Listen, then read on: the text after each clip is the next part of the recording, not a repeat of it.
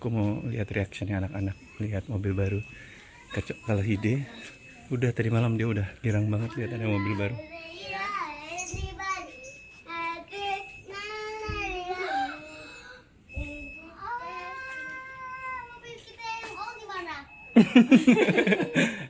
Kamu lebih suka yang old? Tapi coba aku mau bilang. Oh itu di situ.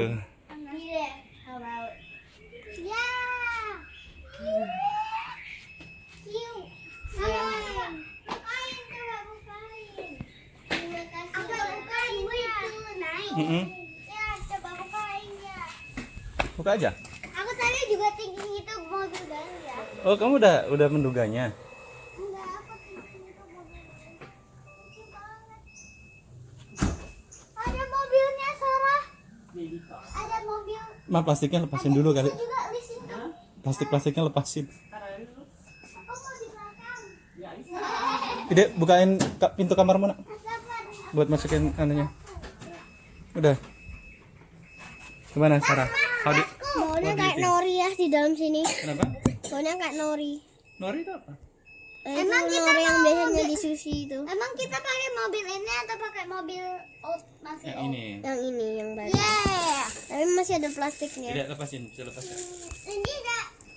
Ini teh small car yang Iya. Ini pakai elektrik loh. Ini listrik loh. Elektrik sebenarnya car. aku kira itu seharusnya tuh kayak kita dapat kucing baru atau kayak something, but ternyata aku figure it out. Mobil. Aku mau taruh mobil ini taruhin di rumahku terus Iya, ini pakai cas, nggak dicas dulu ya tadi malam ya? aku mau di. Masih 85%. 85 itu berarti 100. Mama, oh ya, aku dengar ayah. Oh, sorry. 200 km lagi cukup. Aku dengar ayah di kan kalau kita di Surabaya ayah kan lihat di mall kan. Kita kan ke mall ke Galaxy Mall. Nah, kita juga tuh Lihat mobil ini ya. enggak lihat mobil kayak beda lain. Yang ada chargernya. Iya, ini mobil ini. Tapi oh ya beda mobilnya, cuman Beda. jenisnya sama. Cuman Kamu suka nggak tapi? suka. Suka ya. It's like a mini car. Yang penting kita bersyukur supaya Allah menambah nikmat kita. Kita nggak boleh jadi sombong dan nggak boleh jadi takabur. Semuanya rezeki dari Allah. Makasih ya kalian juga karena kalian berdoa untuk ayah sama mama, jadi kita jadi punya kasih mobil uang. baru. Oh, makasih anak. Uangnya ditabung aja buat kamu ya. Oke ya. Jadi ini kalau bagasi belakangnya cuman muat segini nih, kecil banget. Kecil banget. Siap.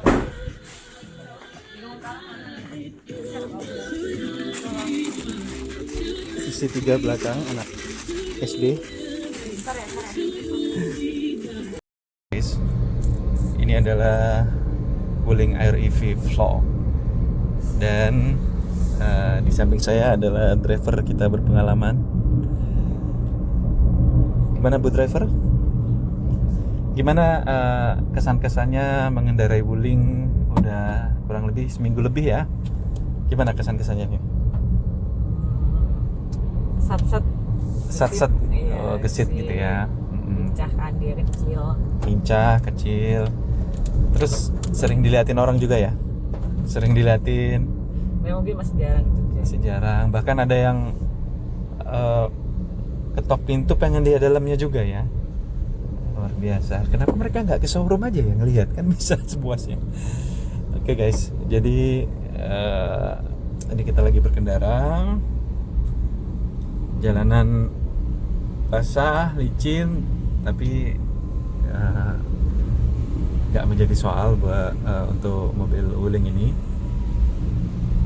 Kemudian hal-hal apa lagi yang menjadi perhatian bagi kalian-kalian yang ingin meminang Wuling Air EV ini sebelum betul-betul mantap menjatuhkan pilihan ke Wuling Air EV?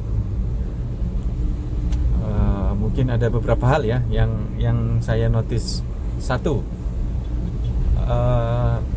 kemarin saya bawa mobil ini malam-malam, terus kita kan buka jendela untuk ngasih uang kepada tukang parkir. Buka jendela itu kan ada di sini nih.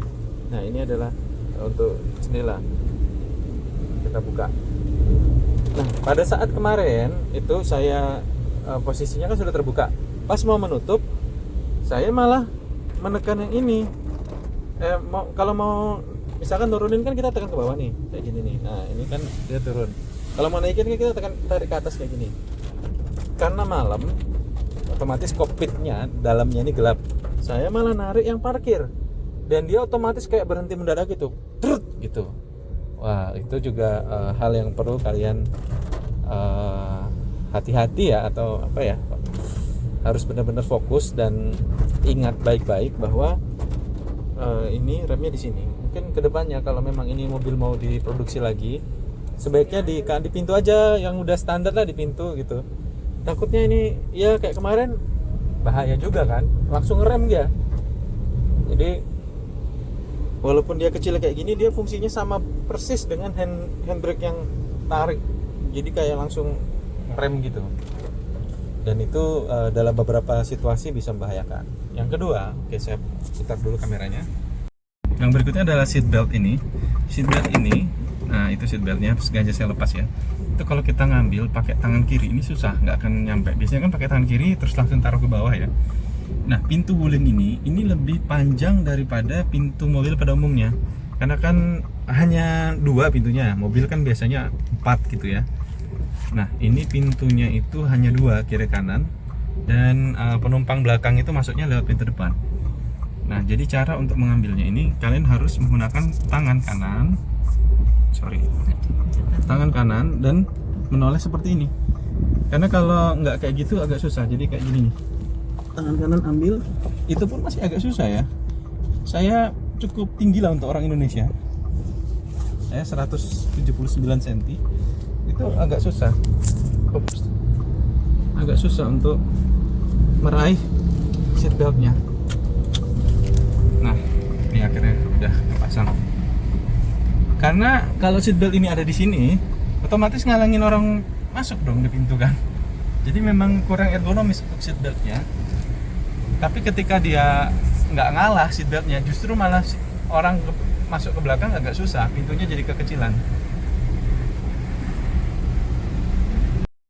Ya, ini kan kalau kita tekan ini otomatis ini. Jadi ketika kita di lampu merah gitu, kita tekan rem, dia otomatis udah jadi hand rem ya. Nah untuk kami yang mungkin belum terbiasa, jadi agak gimana saya? Kamu bilang tadi? Ya pembantuan mudah Jadi mudah, cuman mungkin karena belum terbiasa jadi kayak agak kagok sedikit gitu. Ini gimana? Kalau Sekarang udah nggak ya? Iyalah udah seminggu. Oh iya. Terus juga hal yang belum kita terbiasa itu voice control ya, voice command-nya ini seringkali kita masih belum. Ini gimana? Ini kan kita berhenti Tekan rem, udah dilepas, kita udah nggak perlu kaki kita udah nggak perlu di udah ini ya. muncul ini itu dia auto. udah Auto brake gitu ya. handbrake gitu. Jadi dia nggak akan mundur walaupun kita di tanjakan gitu atau jalan agak miring, itu dia udah nggak akan mundur-mundur, dan itu memudahkan banget. Biasanya untuk perempuan khususnya. Kadang-kadang kalau mobil manual harus ganti-ganti gigi gitu, satu kaki di rem, satu kaki di gigi, ya repot itu. Mau juga jalan aja juga, nggak perlu kayak nge-offin lagi gitu. Ya karena auto, jadi handremnya nggak usah ditekan lagi atau apa, tinggal gas aja. Itu memudahkan ya, itu malah poin yang memudahkan. Nah tadi kembali ke voice command. Untuk voice command kita masih belum terbiasa. Halo Wuling. Halo. Turunkan suhu udara. Bisa diulang? Turunkan suhu udara. Kan agak itu ya. Mungkin juga. Tidak mengerti. Aku pikir dia cuma Mungkin komen-komennya juga kita belum terbiasa ya dengan. komennya itu kayak mereka punya defaultnya kayaknya ya. Jadi Nggak semuanya bisa dia ini ya. Tapi kayaknya Ya dulu, silakan dicoba lagi. coba. Ini kan ada tampilkan pengaturan, putar. Nah nyalakan radio ini bisa gampang. putar musik dari putar lagu dari Bluetooth, ini bisa. Kendali track tidak didukung di sumber media saat. Coba ya. Halo Wuling, Halo. tampilkan aplikasi pendingin.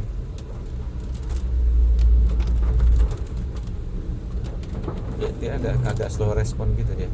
Maaf, bisa diulang? Tampilkan aplikasi pendingin. Mungkin Oke, harus membuka nunggu halaman bunyi tit perintah baru kita ulang. ngomong mungkin. Ya itu iya juga. Oke, sekarang ini gimana? Tambah suhu udara. Atau ini setelah kayak gini harus manual. Jadi tiap apa tuh harus halo Wuling dulu. Halo Wuling, Halo. coba. Terlalu panas. Suhu telah mencapai level Oh iya, bisa minimum, dia. yaitu level Oke. 1. Halo Wuling, Halo. terlalu dingin. Oke, menaikkan Oh, gitu bisa suhu dia. 1 level. Jadi dia hanya ya mungkin kita perlu untuk lebih mengenal komen-komen yang bisa dia kerjakan. Kalau yang untuk angin apa dong? Halo Wuling, Halo. tambah kecepatan fan. Maaf, bisa diulang? Tambah anginnya. Nggak jelas. Jadi mungkin kita memang harus mempelajari ini ya. Saya tidak mengerti. Bisa diulang lagi?